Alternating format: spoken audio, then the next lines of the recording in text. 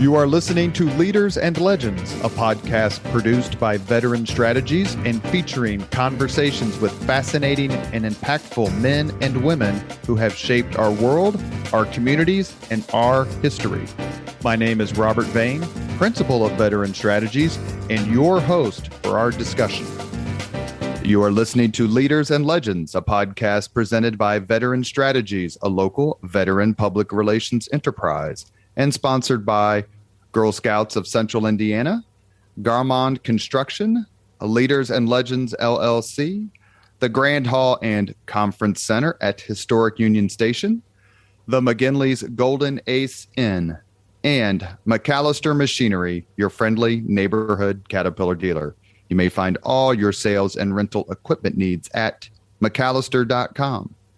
We are pleased to announce our podcast is now a member of the All Indiana Podcast Network in partnership with Wish TV. You may find Leaders and Legends at allindianapodcastnetwork.com. Thinking of starting a podcast or need to host a public meeting? Let Leaders and Legends LLC be your partner as you look for new ways to communicate your message. Please contact Chris Spangle and me at leadersandlegends.net.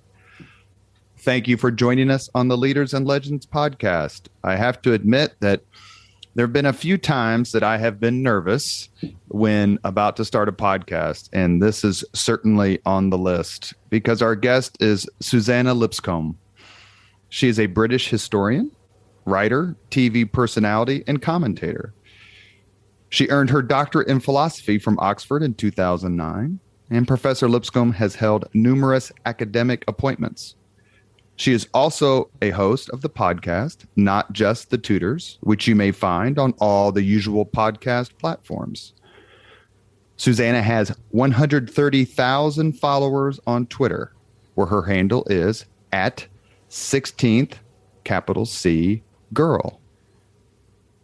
And she has a Facebook page with more than 68,000 followers. Professor Lipscomb is not only the world's leading historian on the Tudors and Tudor England, but she is also this week's guest on the Leaders and Legends podcast, zooming all the way from Great Britain. Professor Lipscomb, thank you so much for your time. Thank you for such a kind introduction. Well, we've been emailing back and forth for about 18 months, I think, amidst all the drama, and we're very grateful for you to make time this evening. We got there in the end. We did.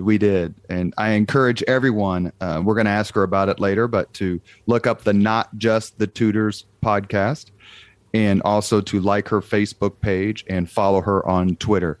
If you like castles and ghosts and witches and all sorts of fun yet nefarious people in history, then Professor Lipscomb's accounts are for you. I have so much I want to cover in our time today, but first, let me ask you, how did you become so enthralled with the Tudors, and what made you name your podcast Not Just the Tudors? Actually, the two things are bound up in each other. So I decided some years back to do a doctorate in history, as you've mentioned. And at the time, I thought that 16th century England was overstudied and there were too many people working on it. And so I, in the end, did my doctorate on 16th century France, and I looked at the lives of women in the south of France in that period. And I was just coming to the end of that when I thought I was coming to the end of it. It would actually take a couple more years. When I got a job at Hampton Court as a research curator. And so I was working, after all, on Henry VIII and his reign. And so I thought it was accidental, really. I kind of accidentally fell into the Tudors, although I'd had very good teachers and tutors at university, Susan Brigden, who's a great Tudor scholar amongst them. And I'd actually grown up near to Hampton Court and to Nonsuch Palace, or the site of Nonsuch Palace. It's no longer standing. And when I came to do the podcast, I therefore wanted to make sure that we were talking about the Tudors, and there are so many interesting stories to tell, but also tell other stories from that time period. So not just the Tudors. So, for example, one of my earliest podcasts was on the story of a teenage werewolf. So this is a boy who's a teenager who was accused and convicted of being a werewolf in 1609 in the Basque. And another one, we were looking at the great painter Diego Velázquez. So I wanted to make sure that we were looking at kind of around the globe. We've looked at Japan, and we've looked at the Aztec or Mexica Empire, as well as telling the stories of the Tudors. Do you know that there is an American movie made during the 1950s called I Was a Teenage Werewolf? I do, yes. And it actually was in my mind. Has some of the worst makeup, actually, of all time. But An American Werewolf in London has some of the best makeup of any of those sorts of horror movies. We have 3 goals on the podcast today. One is to use your time wisely.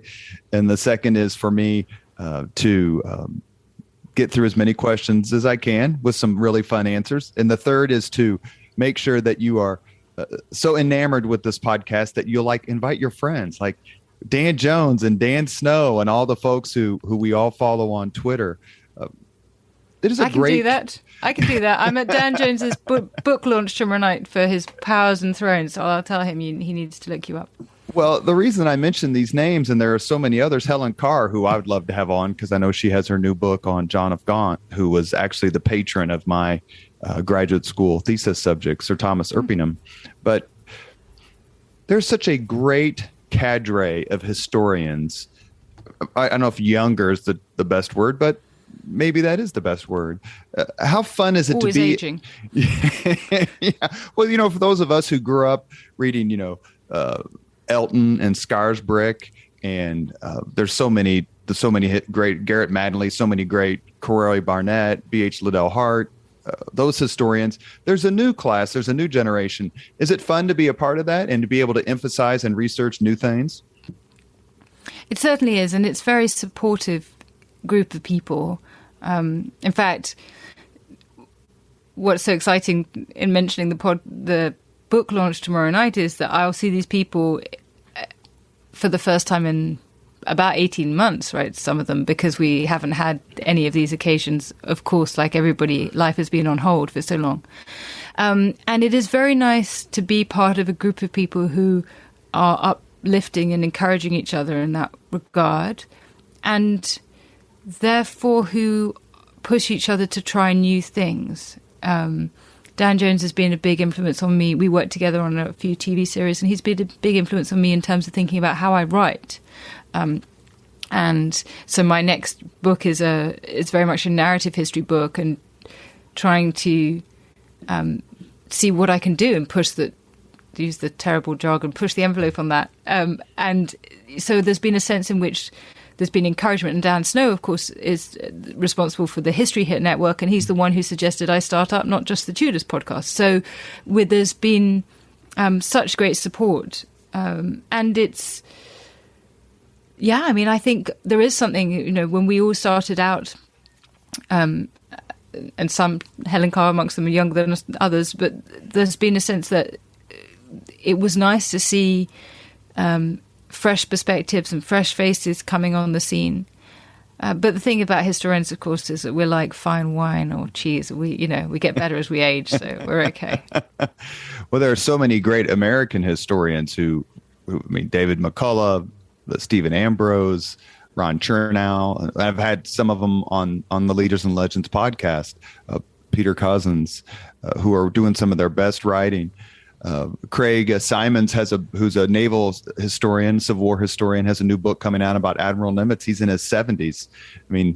There's no reason to stop writing unless you run out of ideas, and I just can't imagine that that's a problem. No, as long as you are able to get to the archives, and increasingly these days, the archives are going online, so that it is possible to even circumnavigate that problem. Then I think as long as the brain is still working, we're all good. Did it help in your research? Since your PhD dissertation was on a topic related to France, did you start studying a foreign language very young?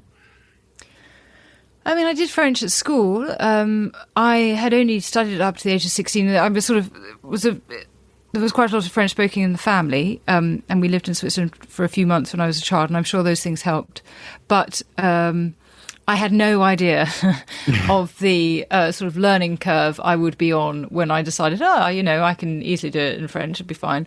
And then I was learning to read not only academic French, so articles in French, but also 16th century French, and that in manuscript. So the chief challenge with a lot of the records I was using was being able to read the handwriting of the darn things. I mean, they were just so unintelligible that trying to sort of piece them together was first of all having to sort of pull them apart, so not literally, obviously, don't get upset, but there was a sense in which the language was a real barrier. But as I say, I didn't know how difficult it was going to be. So I studied French for 10 years and tried to do some research in graduate school on French and gave up quickly and walked down to the French professor with whom I was great friends and said, please help me, just please. And she said, yeah, they're both French, but they're completely different languages. Yeah, that's right. And it was quite funny because I lived in the south of France, in Nîmes, for a while. And so I sort of developed these weird, registers of French. I was, in my late 20s when I was living there, I guess. And so I had friends who were teaching me the kind of French slang. So I had that kind of register. And then there was the academic French, and then my 16th century French. I had kind of no normal adult French. I could speak in slang, or I could speak in very high elevated academic. It was very funny, really. Yeah. I do not read fiction very often, and I get asked occasionally. I mean, you read plenty of it in college and in graduate school and all that sort of thing. And I get asked occasionally why I don't. There's romance and there's intrigue and there's betrayal and all that in fiction. And when I get asked why I don't read it much, my answer is always if I want to delve into those worlds, I just read about the Tudors. And it's all real, and it all happened. In some ways, to me, that the Tudors seem stranger than fiction and more salacious than fiction. Am I way off base? Not at all. You're certainly on base. I think that that's absolutely the case. I mean, I am a great fiction reader, but I would say the thing about history is it contains all of that stuff, right? It contains everything that's ever happened. So whatever you're looking for, it's there. And with the Tudors, we've absolutely got all of the racy stuff you could possibly imagine. I mean, we've got the sort of tabloid story of the man who marries 6 times. We've got the Virgin Queen. We've got tales of daring do. We've got tales of terrible executions and exploitation. We've got characters that we can see for the first time. I'm sure that's so important that actually the Tudors is the first age where we know what they look like, a lot of them, because of the portraiture of the time that survives, or we know what the architecture is like. So we're quite a visual people. But in terms of the stories, the characters and the events of that period, it's a tumultuous, extraordinary time. I'm hoping to get to Holbein's portraits later on in the podcast if we have time. But it seemed to me that the period that I studied in later in college was the Lancastrian period. And then there was this horrible period known as the Wars of the Roses, which my thesis director, who got his PhD here in the United States at Indiana University, he wrote about the House of Godwinson, Harold II, and those who was defeated by William the Conqueror in 1066. But he told me, an incredibly brilliant man, said that he always found the Wars of the Roses complicated, like so complicated he had a hard time figuring it out. Is it fair to say that the Tudors brought order out of that chaos? Well, certainly it's easier to follow the narrative a little bit more. From a historical point of view, yes, they did. It's not quite as straightforward as we first think. It's not sort of 1485. Henry Tudor wins the crown at the Battle of Bosworth, and then all is well. He spends many years of his reign, basically all of his reign really, fighting off pretenders to the throne, people claimants to the throne. And even after his death, Henry VIII is troubled by a number of people who still have just as good a claim to the throne as he does. So it's a little messier than we like to think, but it certainly does sort of resolve the direction of travel, at least for a century. Am I remembering correctly? Did Henry VII put one of the claimants in the kitchen? Didn't he work? He did as a scullery boy. Was that Simnel? Which one was? I can't remember. Lambert Simnel, that's right. Yeah, who was his claim to the throne of England and ended up working in the kitchen. You mentioned 1485 in Bosworth Field, where Henry Tudor wins the throne by conquest and defeats Richard III. Two quick questions. One, what was your reaction as a Brit and as a historian when King Richard's bones were found beneath a car park in Leicester? I think that's right. That's right. And I have to ask, is Richard III responsible for the deaths of the princes in the Tower? That second one is a massive question. Okay, so what did I feel? So obviously it's very exciting. I couldn't really believe it because it seemed extraordinary that something so important as the bones of the former king would end up in a place so unmarked and unhallowed that at some future point a car park could have been built over it. I thought it was very exciting.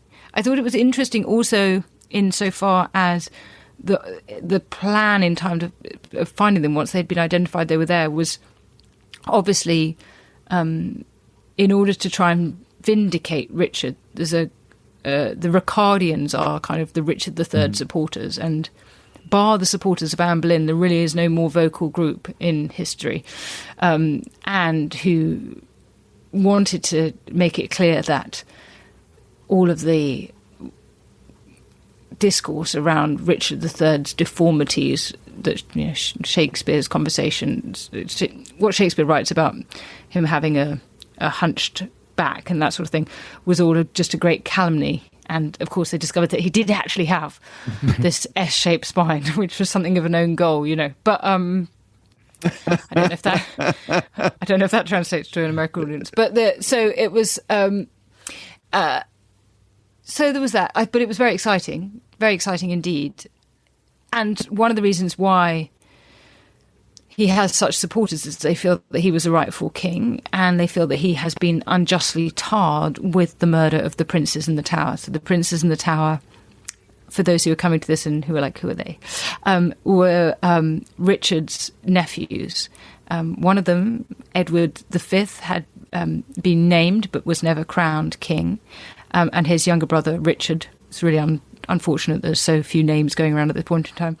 And their uncle decides that, in fact, he is king, and he became made Richard III. And the princes or possible king and prince, are put into the Tower where they had been to await Edward V's coronation, but then it becomes their prison, and then they disappear. And so the question's always been who killed them. And there are all sorts of theories. I mean, one chronicle of London says they were killed by the vise of the Duke of Buckingham, or which could be on the advice of, or by the device of the Duke of Buckingham. Duke of Buckingham is one of Richard III's wingmen, really, his right-hand man. Or later, some people think, the Ricardians, for example, would say that actually it's Henry Tudor who discovers them there, and they're a great threat to his reign, so that he has them killed. Or, of course, it could be Richard himself, or somebody operating on his orders. I mean, my feeling... Will no one rid me of these troublesome kids, to paraphrase Henry II? And to make a terrible pun, my hunch is that Richard was probably ultimately responsible. Maybe Buckingham did it planning to get Richard's favour as a result of having done it, but I think that it probably happened on Richard's watch, so I don't know if he instructed somebody or whether it was done in order to try and win his favour, but I think it probably happened in his watch. I think the key thing is that when he is charged with their murder, when the rumours come out that they're dead, if they're still alive, he just needs to bring them out and be like, here they are. They're not dead. If they are dead, then he needs to bring out witnesses who say, look, they died of the plague or whatever. But the fact is that they're just not produced. And that, I think, is a problem. You mentioned that he thought he was king. So Richard III is the brother of Edward IV, who is victorious in the Wars of the Roses, dethroning Henry VI. And eventually Henry VI meets his scheduled demise, as most deposed kings usually do. By what right did Richard III think that he should be king? Or was it just related to Edward V's youth? No, so he was on account of Edward V's youth regent, and so given powers of governing the country during Edward's minority. But the reason he thought he was king was that he said that the marriage between Edward IV and his wife Elizabeth Woodville had been a non-standard marriage because there had been a pre-contract, basically that it wasn't a proper legal marriage, and therefore the children were bastards or illegitimate, and therefore couldn't inherit the throne. I mean, ironically, of course, we get to Henry Tudor inheriting the throne through a fairly tenuous link that has illegitimacy down the line, if you go way back. So, I mean, it's a technicality, and it's probably also not true. I'm still taking aspirin for the migraine that I have brought on myself by studying the Tudor family tree. It is immensely complicated. You get there, but it's not a straight arrow visit. It takes quite a few twists and turns. The Richard III discovery was you could say solved perhaps one mystery of British history. If you could solve another one, discover the truth about X, which would you choose? It would be Anne Boleyn. I just have to be really. I would like to know why she had to die, because I find it highly unlikely that she was guilty of adultery, and I don't believe that Henry had given up on her at least before early 1536, and if not later. And I just don't understand exactly why it was that she had to die in that way. And so I would like to go back and understand that case, that trial. Would you have voted to condemn her based on your research or contemporaneous? Absolutely not. No, there's no good evidence for her guilt. None at all. And also, the other thing is that there's a problem in law. You just got me started on a hobby horse here. But so she is charged with adultery and incest and conspiring the king's death. Now, adultery and incest are not treason, right? So the only thing she can be executed on is conspiring the king's death, which is, I mean, such a tenuous case against her. I mean, like, she has had a conversation with a man in which she has said, you look for dead men's shoes, for if aught but good came to the king, you would look to have me, which is saying you want to marry me when my husband's dead, with Henry Norris. So she's imagined the king's death in words, and since 1534 that's been an act of treason. But it's hardly conspiring the king's death to just mention one day he might die. Oh my God, you've conspired the king's death. I mean, so it's such an exaggeration. We only post the audio on the Leaders and Legends podcast, but in this one case, I wish we could post the video because Professor Lipscomb is animated in her defense of the Queen of England. That's terrific. Would you have voted to condemn Thomas Cromwell, the man who worked so hard to condemn Anne Boleyn? Well, he was doing the king's work, wasn't he, really, when he condemned Anne Boleyn? I mean, he was good at doing dirty work, Thomas Cromwell. But again, what did the guy do wrong in the end? I mean, he did a lot of things wrong along the way. There's a moment where one of the three abbots who stood up against the dissolution of the monasteries, the abbot of Glastonbury, for example, had in Thomas Cromwell's notes, it says, item, the Abbot of Glastonbury, to be tried and executed, giving you a clear indication that what happened at the trial had no bearing on whether the man was going to be executed or not. I mean, Cromwell was a rogue, that's for sure. But what he actually did to justify his death in 1540, I mean, all he seems to have done really is not act quickly enough to get Henry out of his marriage to Anne of Cleves. And Henry obviously thought he didn't want a rerun of the Catherine of Aragon situation. But still, there's no good reason for condemning Cromwell either. Would part of you want to condemn Cromwell for how he treated Queen Anne Boleyn? Like, you get what you get. Well, this is why I want to go back and see it, because it's why I want to know, because I want to know how much it's Cromwell, how much we should hold Henry VIII responsible. I mean, there's a great question of whose initiative is at work here, really. I've been to the Tower of London, I think 3 or 4 times, and it's my favorite place when I visit London for just more reasons that I can count. But there is a little bit of solemnity when you walk onto the grounds, the courtyard, and there is that glass pillow that represents, supposedly, where Anne was executed. As someone I'm sure is a frequent visitor to the Tower, and in a good way, not in a bad way, I read a great book called The Tower, and I forget who wrote it, but it was a new book like 4 or 5 years ago. It tells you all these amazing stories. I'll have to look it up to tell the listeners. But as someone who visits the Tower frequently, what do you think when you walk in that particular area and see the pillow and see the plaque dedicated to Anne Boleyn? Yeah, it's a very moving place to be. And obviously Lady Jane Grey was executed there as well. Catherine Howard. A number of people, 7 people in all, were executed in Tower Green as opposed to outside the Tower walls on Tower Hill. I tend to think of Sir Thomas Wyatt. So he was a poet, a wonderful poet in Henry's court. And he also was arrested on charges of adultery with Anne, but sort of miraculously didn't die for it and was released.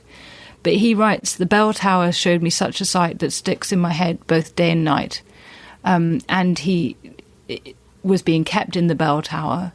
And he writes about how he could see out of a grate. So you can imagine a sort of window with a grating on it. Nowadays, if you go there, you'll see some buildings from the Elizabethan period that are between the bell tower and the green. But in Wyatt's day, he could have seen out to the green, and he could have seen Anne die. And so I always think about that, about the sort of the geography of that moment of seeing your friend, because they were childhood friends, be executed. How old was Anne when she was executed? So we're not absolutely certain when she was born. There's some discussion about it, but my estimate is that she was about 35, 36. The book that I was referencing was called Tower by Nigel Jones. It's superb. It's part of the sentimentality about Anne Boleyn's death. The fact that Henry had to have her so much that he divorced his first wife, Catherine of Aragon. And then the fact that she is the mother of the person whom many consider England's greatest queen, and that's Queen Elizabeth I. I think those are two of the things. Yes, it's an interesting one because there's a kind of cult status around Anne Boleyn. And maybe it's partly because of her tragic death and that she's Elizabeth's mother and that Henry had moved heaven and earth to be with her. And there's also a sense in which she's often seen as a kind of proto-feminist, that she had stood up for what she believed in. Not quite sure how she did that, but that's one of the things that's often said about her, or that she, had not wanted to be Henry's mistress. That's often cited as something of importance. She wouldn't sleep with him until... Yeah, which is a sort of strange value for people to like, yes, she was, anyway, she made a promise. And so it's not something you'd expect to be kind of uppermost in people's minds as a defining characteristic of a feminist today. But anyway, that's something that's often mentioned. And I think ultimately it's just that there's a sense that she was quite a strong character, and she certainly was. But so was Catherine of Aragon. It's an interesting. Henry liked most of his women, apart from Jane Seymour, who definitely seems like a sort of rebound girl. Most of his women were really pretty feisty. You are listening to Leaders and Legends, a podcast presented by Veteran Strategies, a local veteran public relations enterprise, and sponsored by Girl Scouts of Central Indiana, Garmon Construction, Leaders and Legends LLC, the Grand Hall and Conference Center at Historic Union Station, the McGinley's Golden Ace Inn, and McAllister Machinery, your friendly neighborhood Caterpillar dealer. Our guest today is Professor Suzannah Lipscomb, British historian, and without a doubt, one of the most delightful follows you will ever have on Twitter or on Facebook. I strongly suggest you look her up on Twitter. Her handle is at 16th C Girl, capital C, and she has a Facebook page. Just look her up. More than 68,000 followers on Facebook and 130,000 followers on Twitter. May I ask one more condemnation question? Sure. Would you have voted to condemn Mary, Queen of Scots, to death? I'm beginning to sound like a lawyer, but again, what's the guilt? I mean, she's charged with treason. She's not an English subject. How can she be charged with treason, right? So it's again, they have to do such twists and turns to say that she's guilty of treason. And they obviously do that because they can see that she's a massive threat to the throne, but there's no legal grounds for executing her. Yeah. The letters aren't enough. The letters where she gets a little saucy. Yeah, I mean, obviously you can say she's conspired a plot. I mean, I'm sure there might be some other charge. I'm just saying that the one that she was charged with was something you can only charge. Right, I can't be charged with treason, against the American state because I'm not American, right? So you just need. They obviously couldn't come up with something better, though. So that suggests to me that they didn't feel their evidence was particularly strong. To me, well, let me ask you a question, and then maybe I can weigh in and you can grade me. Who do you consider to be the greatest, or at least the most deserving martyr of English or British history? I'm very moved by the story of Cranmer and Latimer and Ridley. So they were Archbishop Thomas Cranmer, who brings, and Bishop Nicholas Ridley and Hugh Latimer, who were bishops of Worcester and London, and who were all condemned by Mary I. Cranmer, I think particularly, I find something in his story rings a bell with me because he wasn't a perfect saint. He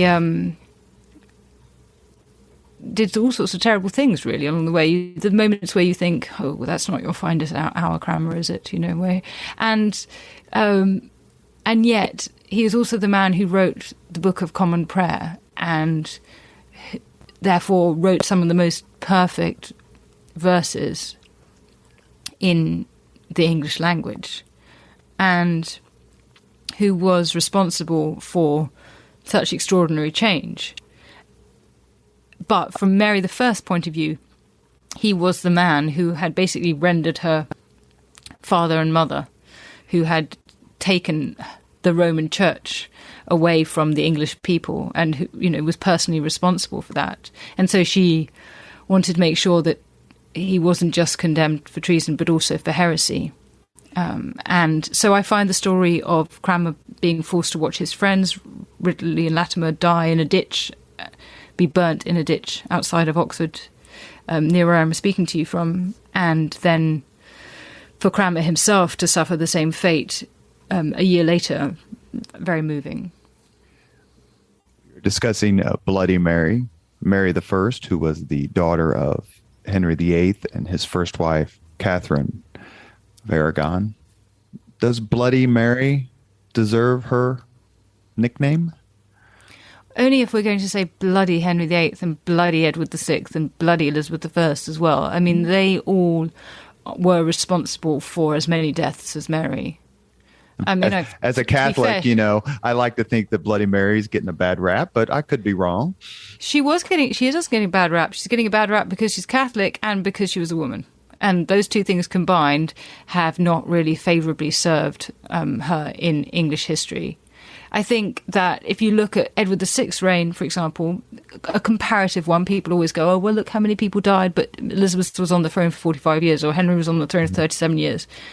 But Edward VI, after the rebellion in Norfolk in 1549, in the 2 weeks after that, as many people were killed in a fortnight among the rebels as were killed Protestants in Mary's reign. So if we're talking just quantity, then, of course, actually, Edward was just as bloody as Mary. The reason why she is held up as being bloody is partly because of the way they died, and not just that the people died. So 312 people died either in the sort of fires of faith, as Eamon Duffy has called them, at the stake, or awaiting trial. That they're dying for their faith, for their conscience is part of it. And that the sort of great turn of English history thereafter is away from Roman Catholicism. We kill a king for goodness sake for being a bit too Catholic. So you can see that's not the direction we're going. She's referring to James II. Well, he wasn't killed, but he was booted. Charles I, and we get rid of James II later for being too Catholic. Exactly. So it's a general trend. Mary Queen of Scots, to me, when you were talking about it earlier, there are people in history who you read about, and it's just a bit tough to get through because you know how it ends. Yeah. I think for Americans, the person you could say that about perhaps would be Abraham Lincoln or John F. Kennedy. When you look at the footage or the film of Kennedy getting off the plane in Dallas in November of '63, you're like, just get back on the plane. For Mary Queen of Scots, to me, she, along with Catherine of Aragon, are the two most tragic figures of the Tudor period. Am I being too sentimental, or would you rank others ahead of them? They're certainly they're very moving stories. I often find the story of Catherine of Aragon very moving indeed. I mean, Mary, Queen of Scots, she's certainly a tragic figure. She's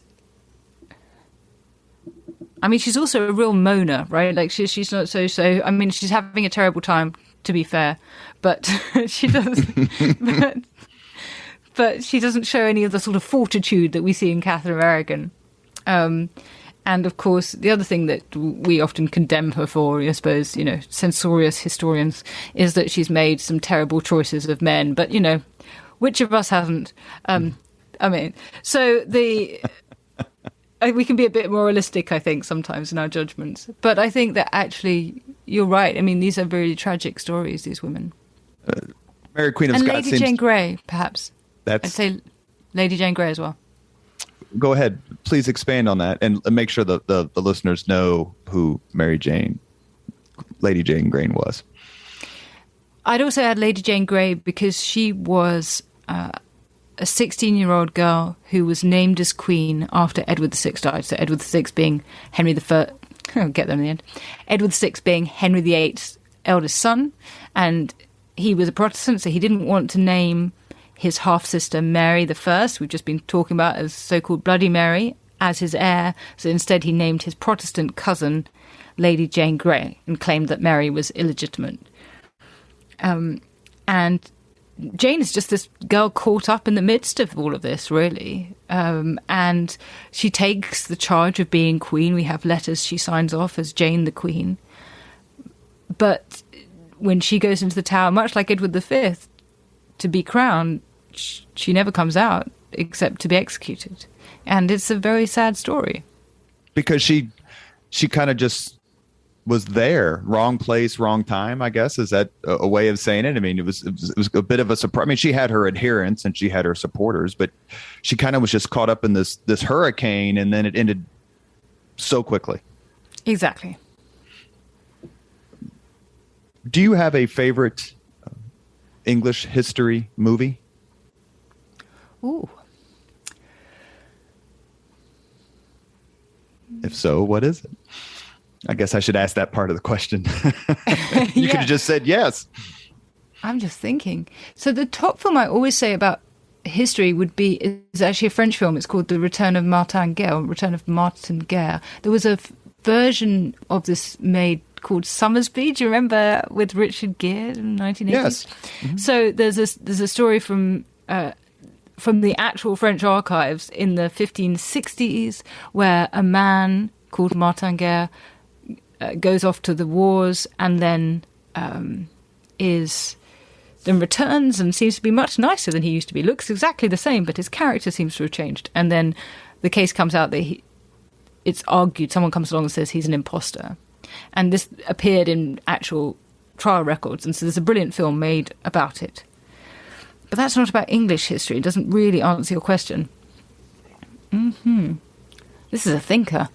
There have been so many excellent movies. I know, but what's going to happen is tonight I'm going to be thinking about this, and I'm going to be like, I should have said that one.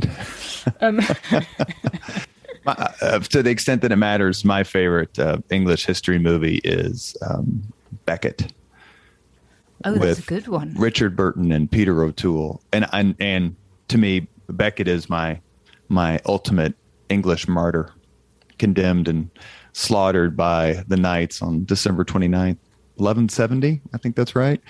And he's a bit of a complicated character, but the movie itself is just brilliant. And then to go to Canterbury Cathedral and kind of walk around and feel his presence a bit. And it was during that time when there were so many great English history movies being made in the 60s. You had Becket, you had A Man for All Seasons, speaking of martyrdom, Sir Thomas More. You also had The Lion in Winter, a brilliant movie. But there's been a lot of really strong movies lately. The Lion in Winter is a very, very good film. I quite like Shekhar Kapoor's Elizabeth. It's totally ahistorical. There's so much of it that's not true, but it sort of captures the feeling of the period, I feel. Well, that was a question I was actually going to follow up when you, based on your favorite movie, is it hard for you as such a has a doctorate in history from Oxford to watch a movie like, say, Braveheart, which is obviously delightfully entertaining, and the history is as out of whack as, they might as well just be flying. Mel Gibson might as well just fly a plane onto the battleground. Some of the details are so wrong. Can you just say, you know what, this is a bit of a pop, and I should view it in that way? Basically, the closer it comes to my territory, the harder that is. So I might be able to forgive it for something like Braveheart because it's not a period I work on. When it's something like the series The Tudors, I find myself wincing. I really believe that these things should be made in whatever way someone feels right. And actually, for example, I really enjoyed A Knight's Tale, which is obviously deliberately anachronistic. But maybe it's because it was so deliberately so that it could get away with it. Like, in the same way as if you're watching Game of Thrones, it's not trying to be history, it's just kind of borrowing from history.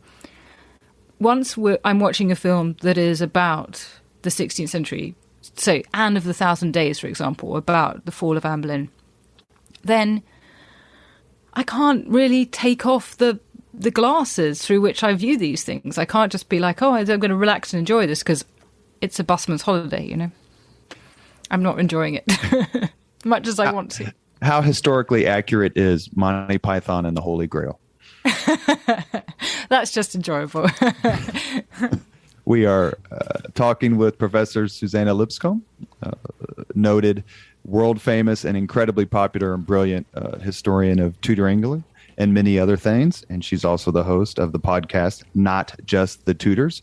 You may find the podcast on all your favorite podcast platforms. Who do you consider the most overrated person of the Tudor period?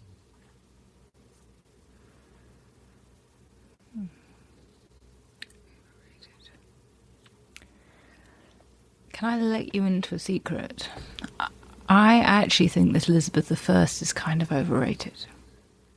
Because she didn't have a lot to do with some of her supposed biggest achievements, or? Yeah, I mean, I know this is controversial. I know she has been voted as one of the top monarchs in this country again and again. And you're right. Like, actually, most of the things that were done in her name were not done by her. And they were mostly done in the face of her not making decisions and being fairly non-committal and fickle. And she was also quite a nasty piece of work. Stabbing a fork into one of her serving ladies' hands and that sort of thing. Getting really irritated when people who were supposed to just be dancing around her married each other, as opposed to just spending their time fawning by her side. She was it's fair to say she was a bit of a jealous person with regard to, especially as if you could just see the look that Professor Lipscomb gave me. I can't do it justice with any word in the language, but she'd be very jealous of how other women looked, especially as she aged. She was wildly so. I mean, like, for example, when Sir Walter Raleigh, we know him as More, married Bess Throckmorton, who was one of Elizabeth's serving ladies, I mean, basically she was jealous of both of them. Like, they should have both been courting her. How dare they fancy each other, right? There's just no scope for that. So, I mean, she was appalling towards people, utterly appalling. So I sort of think that everything that happens is kind of despite her, or, that there are these amazing men around her and women, and they're achieving extraordinary things, and they do so in the face of her resistance and reluctance. Now, maybe that's why they succeeded. Maybe it's a sort of necessity being the mother of invention. Maybe we needed her to be so blooming difficult for these things to happen. But I do think she's a bit overrated. So if you were to get asked that same question at one of the BBC history symposiums that they have, which I'm dying to go to, I've never gone to, but I'm that's on my bucket list to go over to England for one of these amazing history events. If you were to get asked that question and you were to give that answer, what do you think the response among the crowd would be? I mean, I think I would have just eradicated most of my fan base right there. I mean, I don't know. I mean, I think some people would be nodding along, but I think there would be at least 75% of the room would be looking aghast. And it's partly because she's become sort of such a mythic figure, that she was this great monarch. But as I say, I think it was not necessarily her doing. I asked you who was the most overrated person in Tudor history, so who is the most underrated?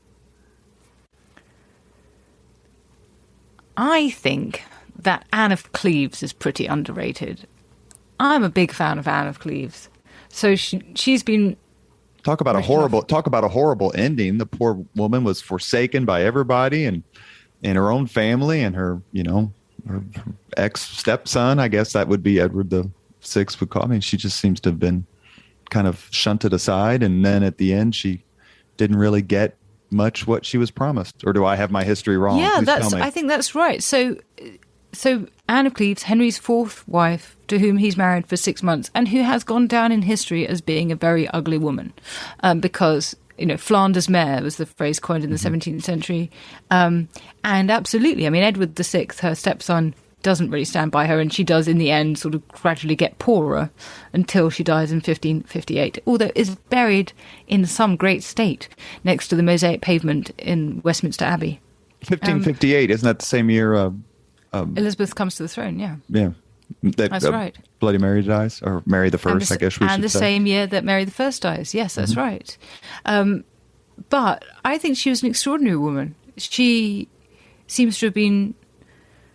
well, maybe extraordinary is going too far, but she was, Catherine Parr was probably an extraordinary woman, but Anne of Cleves was a kind woman and a good woman. And she was perfectly attractive as far as anyone else was concerned.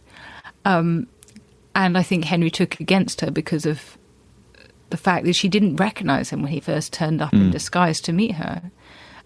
And really gets rid of her as quickly as he can. He wouldn't have married her if he could have got away with it. And so she's left home and she keeps face. I guess I'm quite a fan of people who manage to sort of soldier on in the midst of very difficult circumstances. And she did that, and she accepted the situation with grace. And she even, and this is extraordinary to me, so Henry marries very soon afterwards, within a month, her former maid, Catherine Howard. I can't help it. Yeah, it's like something. Within a month. And on the day that Thomas Cromwell dies, just to add a certain piquancy to the wedding, that you can hear this, oh, we've just got the news in that Cromwell's head is off. And Anne of Cleves comes back to court 6 months later at their invitation and dances with her former maid. I mean, before that, she kneels before her. She grovels before her, as if, we're told, the commentators say, as if she was the lowliest maid that ever was. She had been Queen of England. This woman had been her maidservant. She has been chucked out of her position. Her maid is lording it over her, who is now a queen. And Anne has the grace and humility to kneel before her. And then not only that, but to dance with her. They stay up late dancing. Henry goes to bed, apparently. Next morning, they get up, dine together again, and dance together again. I'm just like, Anne of Cleves, that woman had class. She had class. Reminds me a bit of Queen Alexandra, the wife of King Edward VII, who, when he's dying, has just days to live, makes sure that his mistress, decades-long mistress, Alice Keppel, is that right? Gets to say her goodbyes. It takes a lot of class to go that far, especially in that time. We talked just a few minutes ago about Elizabeth I and her rank when it comes to English/British monarchs. Who would you put at the top? So a monarch that we think should be the top of the list of best monarchs ever? Yes, if you had to say, you know what, it's a tough choice, but I had to choose one who I think's reign just was as good as it could possibly have gotten during the time and was impactful. My favorite English king is Henry I, for numerous reasons, about studying the monarchy, laws, how I thought he's excellent when it comes to foreign policy, if you want to call it that at the time. Suffers one of the greatest tragedies of all time when his son and heir dies on the White Ship, which there's a brilliant new book by Charles Spencer about the White Ship tragedy. Anyway, but if you had to choose someone who's like, you know what, we got several good ones, but this one to me is probably first among equals. I mean, I think that probably Henry V has earned his place in terms of, by the sort of standard measures of, winning empire in France, being a great warrior king. But, isn't on the throne for that long, so I'm not sure whether... Is it 9 years? 10 years? Yeah, 9 years, so I'm not sure whether that sort of really qualifies him. I mean, it's so difficult with these things, isn't it? Because it's always, how do you measure success? I mean, our current queen, to be perfectly honest, although as a constitutional monarch and therefore even less responsible for things that have been done in her reign than Elizabeth I, I think she's pretty awesome. Do we say Victoria? Or again, do we now look back at the period in which she was queen and think, actually, it's sort of not... Well, probably embarrassed by quite a lot of things that happen now, really. I would guess the two best known, well, maybe not, but certainly two of the best known English monarchs to Americans. One would be George III. And then I would say the other one. Him losing the colonies. Yes, one of my favorite examples of British snobbery toward the Americans, and I say that with a smile and not accusing you personally, of course, is when the The British had a movie. It's called George the Third. Nigel Hawthorne was playing the king. And when they released it in the United States, they retitled it To the Madness of King George because they were scared that the Americans would think it was a sequel. Is that true? That is absolutely true. I thought it was a delightful little bit of of English attitude. I think it's funny. And the other one would be obviously because of Braveheart, Edward I, known as Longshanks. Yes, and a very impressive king. I also really like the depiction of George III in Hamilton. That wonderful story. Just brilliant. We have just a few minutes left with historian Suzannah Lipscomb. If you could go back in time and box the ears of any figure in British history, whom would you choose? Probably John Hawkins. Sir John Hawkins. I'm not sure a boxing of the ears would be completely sufficient, really, but he was the person who was responsible for starting the slave trade, essentially. He was a privateer. He was going to West Guinea in the 16th century, and he's one of the first English people, anyway, to start transporting Africans across the seas. So I think a boxing of the ears would be the least I could do. Perfect answer. No. If you could have someone representative of the Tudor era on Twitter, whom would you choose? Other than Shakespeare, please. Or Shakespeare and. Yes. Well, I've mentioned Thomas Wyatt. He did an almost equivalent at the time, actually. There was a manuscript called the Devonshire Manuscript, which circulated around the court in the 1530s. And many women at court, as well as the great poet Sir Thomas Wyatt, wrote little ditties in it and responded to each other. So it was kind of like an early modern Twitter. So I think he'd be quite good at it. I have several other questions, and I'm not going to get to all of them. I think I have like 178 questions, and I've gotten to like 20 of them.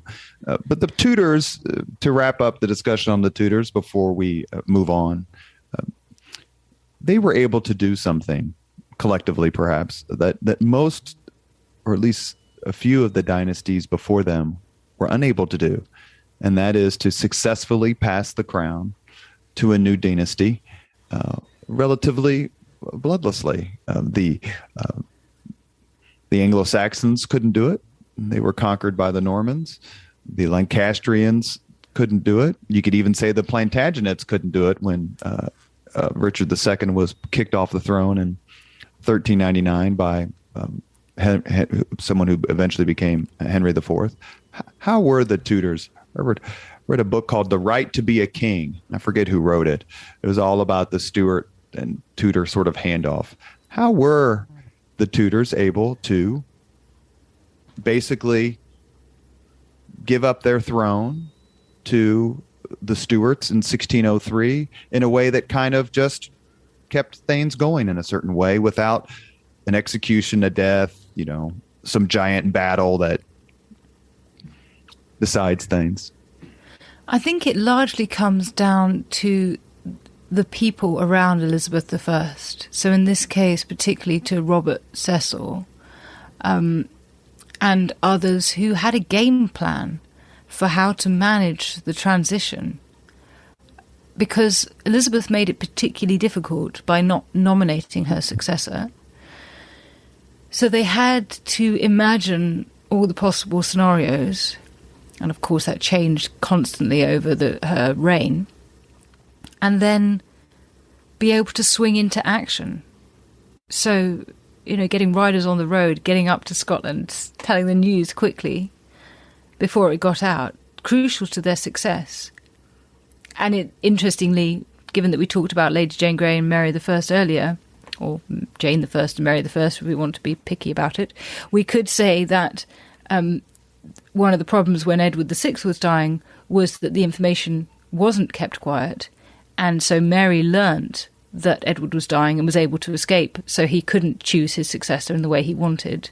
Now, this isn't Elizabeth necessarily choosing her successor, because she refuses to be pinned to it, but it means that the people around her were poised, prepared, ready to go at the moment that she died. She's succeeded by James, who is the son of Mary, Queen of Scots, and I think the great grandson of Margaret Tudor, who is the sister of Henry VIII. Last question before we get to the 5 questions that we end all of our podcasts on. A few years ago, I was on a TV show, a history TV show, a local show, hosted by a phenomenal man named P.E. McAllister, who was a proud Scot, who actually, since we're recording this on August 30th, would be 103 years old today. He lived to 101 and was a huge lover of history and hater of Edward I at the same time. We did a show on the most impactful premature deaths in history. And the one that I nominated of several was Arthur Tudor. Arthur Tudor was the first son of Henry VII. He's married to Catherine of Aragon. He dies. Whether their marriage was consummated is somewhat of a mystery to be solved.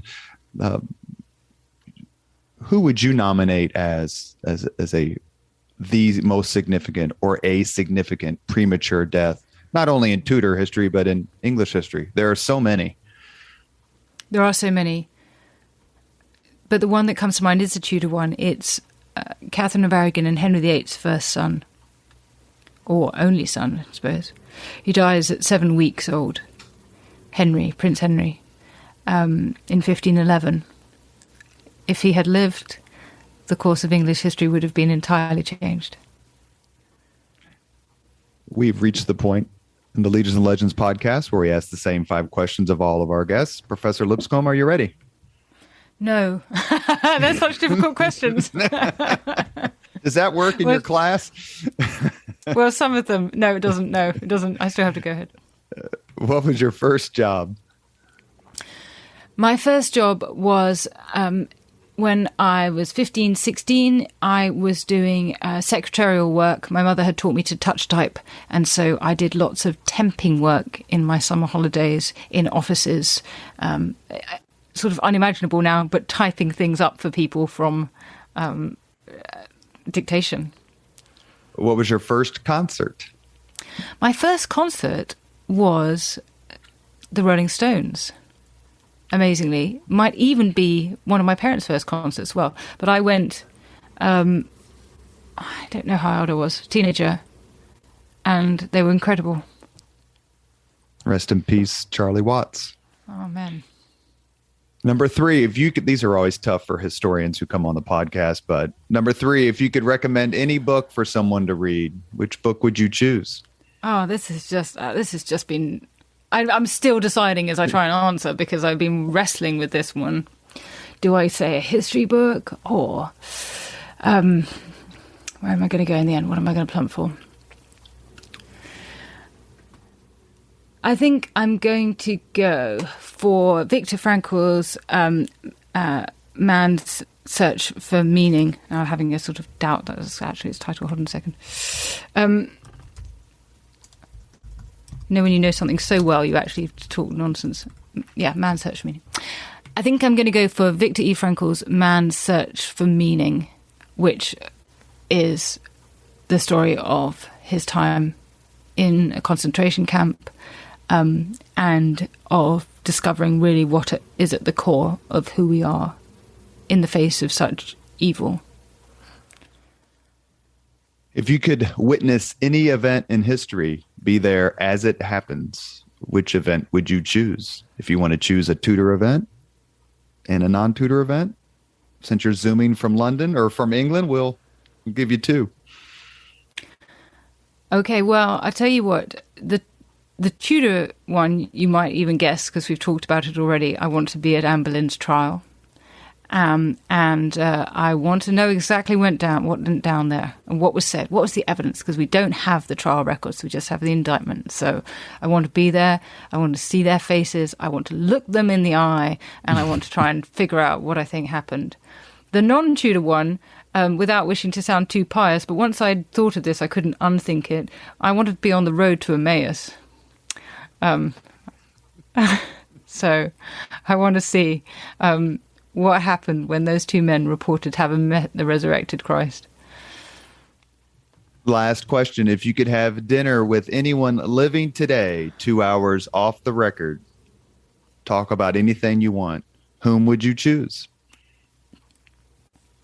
So my choice here was split between two fairly big, predictable sort of names, which would be Obama, because I just think the man is extraordinary. And he's the most cited, most chosen person for this, which I think, and then I think the second most chosen is George W. Bush, ironically. That would not be my second choice. My second choice would be the Queen, because that woman has met every leader in the last 50, 60 years, almost 70 years now, and she has seen such stuff. And, she's met basically almost every, I think there was one president she didn't meet, wasn't there? And she's met all the prime ministers, and she knows the stories, and she doesn't tell them to anyone.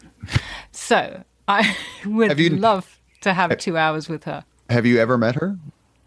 No, I haven't. Strangely, as it so happened, I haven't ever met her. And I wish I would have loved to have met Prince Philip.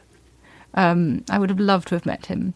But the British royal family they're in the news for lots of things these days, but they also seem to be in the news quite a bit. I think it's Prince Edward who is the big historian, who tries to, am I wrong, who tries to keep that sort of history up and does a lot of funding and that sort of thing.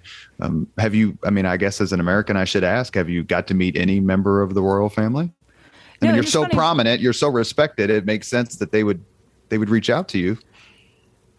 Funnily enough, that's not being top of their agenda. It's funny because it's a small world, and if you ask this question to Dan Snow, he was at the Kate and William's wedding. So, there's, I remember I was asked to commentate for a Canadian television channel because Dan Snow had passed on my name because he couldn't do it because he was going, So by a couple of degrees of separation, I should do. But as it so happens, I haven't met them, no. One last question. Please give us just a flavor of what you're up to now. I know you have a new book come out that you've edited, and tell the Leaders and Legends podcast audience what Professor Lipscomb is working on these days. Yeah, so the new book is called What is History, Now, ? And is a look at how the past and the present speak to each other. It's thinking about the sort of history we write now. It's a response, an homage, I suppose, to E.H. Carr's What is History that came out in 1961. So this is 60 years since that. And I've co-edited it with Helen Carr, whom you mentioned, who is E.H. Carr's great-granddaughter. But it's a collection of essays by all sorts of wonderful writers like Simon Sharma, Maya Jasanoff, and many other people that you would recognise. So that's been really fun. That's just coming out. And I also am, I'm always working on a book. I'm writing one about Henry VIII's queens. Such an understudied period. I really feel like someone needs to produce a book on it. So that's what I'm doing at the moment. And as you've said, you've very kindly mentioned my podcast. So that's ongoing as well, and various bits and pieces like that.